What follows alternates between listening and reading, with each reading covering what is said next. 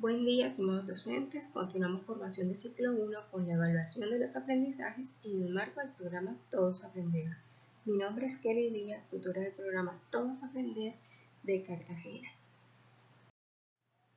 Este módulo tiene como principal propósito reflexionar sobre la práctica de evaluación en situación de aprendizaje en casa y como objetivos específicos identificar los propósitos y potencialidades de la evaluación en diversos escenarios de aprendizaje, incluido el trabajo académico en casa.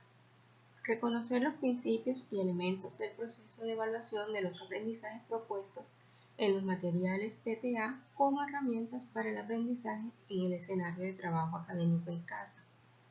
Plantear estrategias que posibiliten a los niños, niñas y sus familias reconocer de manera autónoma los retos que tienen por delante y los caminos que pueden seguir para alcanzarlos en consideración a las actuales circunstancias de aislamiento social.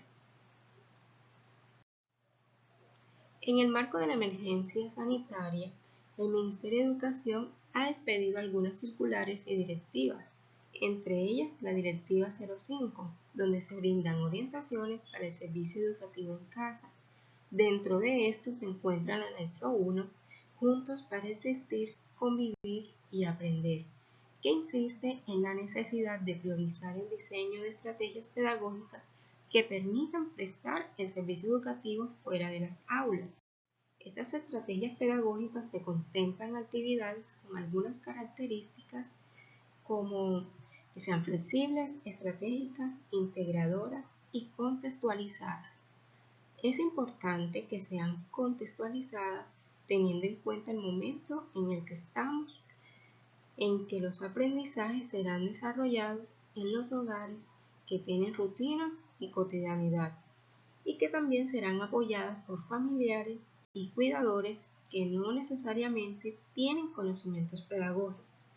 También debemos tener en cuenta los recursos con los que se cuenta y los recursos con los que se carecen. Hay que tener presente que hay una preocupación mayor por la salud, por salvaguardar la vida y el bienestar emocional de todas las personas.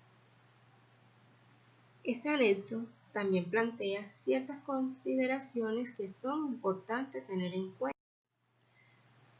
cuenta en la evaluación, que nos dice que la evaluación consiste en verificar que lo que se está proponiendo es útil para fortalecer a las personas y mantener su motivación para aprender continuamente y aportar elementos para construir mejor lo que sigue una vez se vuelva a la normalidad. Con respecto a la evaluación, es necesario tener presente su finalidad en el sentido de que permita a las personas reconocer aprendizajes, fortalezas, aciertos, debilidades, desaciertos, que le posibilitan mejorar, avanzar, corregir, ampliar sus conocimientos y proyectarse hacia nuevas posibilidades. La situación de aprendizaje en casa en una condición de aislamiento demanda replantear la práctica de evaluación. No es posible pensar en un método tradicional, sino en estrategias que posibiliten a los niños, niñas, adolescentes y jóvenes y a sus familias reconocer de manera autónoma sus logros, los retos que tienen por delante y los caminos que pueden seguir. Buenos días, estimados docentes. Les habla Irina Pérez Redondo, docente tutora del programa Todos Aprender, y a continuación explicaré el proceso evaluativo del material PTA PRES. Tendremos como referencia un desfile en el pueblo, ejemplo utilizado también para la explicación de la secuencia didáctica del material PRES. Recordemos que en la secuencia didáctica se presentan 4 etapas. La primera etapa es la etapa de comprensión y esta está subdividida en 3 subetapas. La primera es la presentación del contexto, la segunda es la presentación de la situación problema y la tercera es la construcción del esquema. Luego viene una segunda etapa denominada etapa de descontextualización, cuyo fin es que el estudiante explore y consolide nuevos conocimientos y procedimientos para luego resolver la situación problema, enriqueciendo de esta manera el esquema elaborado en la etapa de comprensión. En la etapa de resolución de la situación problema, el estudiante pone a prueba su estrategia, combinando esta con los conceptos aprendidos y presenta a sus compañeros una posible solución, llegando entonces sí a la etapa de reflexión, en la que el maestro institucionaliza ese conocimiento o saber matemático e identifica algunas dificultades presentadas. Es importante tener en cuenta que durante el desarrollo de las etapas debemos reconocer qué va haciendo el estudiante y cómo va a ser el proceso de evaluación formativa para este estudiante. En la etapa de reflexión, en la guía de orientación encontramos la rejilla de evaluación matemática. Y aunque aparece al final, se debe reconocer esta rejilla desde el inicio de cada situación problema. Cuando evaluamos es importante conocer cuáles son los objetivos de aprendizaje de cada situación. En nuestro caso, un desfile en el pueblo, tenemos unos objetivos de aprendizaje relacionados o asociados al pensamiento numérico, algunos objetivos asociados al pensamiento espacial y otros objetivos asociados al pensamiento métrico. Al reconocer los objetivos de aprendizaje, podemos entonces sí identificar cuáles son las rejillas. Esta es la rejilla de evaluación presentada en el material PRES. Se le debe reconocer desde el principio de la situación para evidenciar el nivel en el que se encuentran los estudiantes.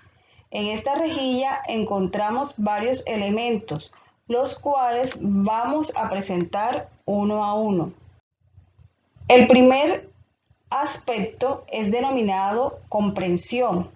Aquí el estudiante comprende, interpreta adecuadamente los siguientes elementos del enunciado.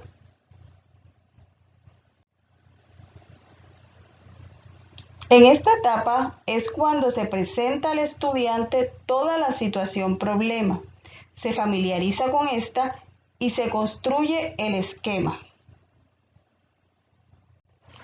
Observamos que este aspecto tiene 4 acciones.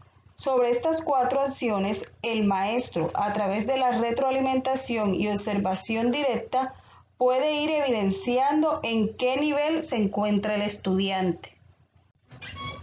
Aparece entonces un criterio de comprensión, en el cual podemos decir que un estudiante se encuentra en el nivel A si evidencia las 4 acciones presentadas en el aspecto de la comprensión. Y además se le asigna una puntuación de 40.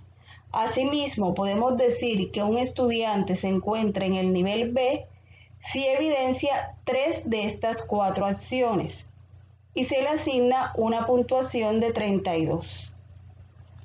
En la medida que se avance en los niveles C, D o E, las acciones que evidencian los estudiantes son cada vez menores y su puntaje también va disminuyendo. Además, en este espacio aparecen algunas recomendaciones acerca de lo que puede hacer el maestro en su proceso de enseñanza para que el estudiante logre llegar al nivel A o al nivel B. En el aspecto movilizar conceptos y procesos, el estudiante realizó las siguientes acciones utilizando conceptos y procedimientos matemáticos. Se evidencian las etapas de descontextualización y solución de problemas. Además, en este aspecto es cuando el estudiante ha logrado un aprendizaje de un concepto o un procedimiento matemático y lo pone en práctica en el momento de la resolución del problema. observamos que son 7 las acciones presentadas en el aspecto de la movilización de los conceptos y procesos. Además, según el criterio de la movilización, si el estudiante evidencia estas 7 acciones, podemos decir que se encuentra en el nivel A y tiene un puntaje de 40. Y de esta misma manera va descendiendo por los siguientes niveles: el B, el C, el D y el E. En el criterio de movilización en la parte superior se hace referencia a si el estudiante recurre a los conceptos y procedimientos matemáticos para la solución del problema, si usa esos conocimientos que adquirió en la etapa de descontextualización. Además, en la parte inferior nos manifiesta si el estudiante solucionó el problema de manera exacta con pocos o muchos errores, dependiendo del nivel. Por ejemplo, en el nivel C nos dice que el estudiante produce una solución, pero con algunos errores conceptuales o de proceso. En este último apartado observamos cómo el puntaje ha cambiado en todos los niveles. En este nos manifiesta cómo el estudiante explica los elementos de la solución de la situación problema. Ahora, si un docente quisiera saber cuál es el puntaje total de cada nivel, este debe sumar los puntajes que aparecen en cada columna. Así, en el nivel A obtenemos un puntaje de 100, en el nivel B se obtiene un puntaje de 80, en el nivel C un puntaje de 60, en el nivel D un puntaje de 40 y llegando al nivel E con un puntaje de 20. Hasta aquí la explicación de las rejillas.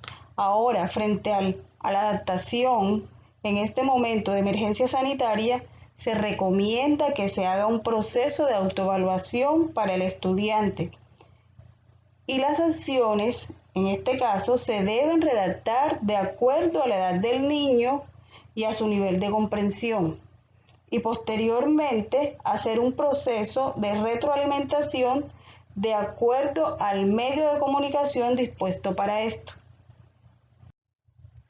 Esperamos que después de esta explicación puedas implementar las rejillas en su proceso de evaluación formativa.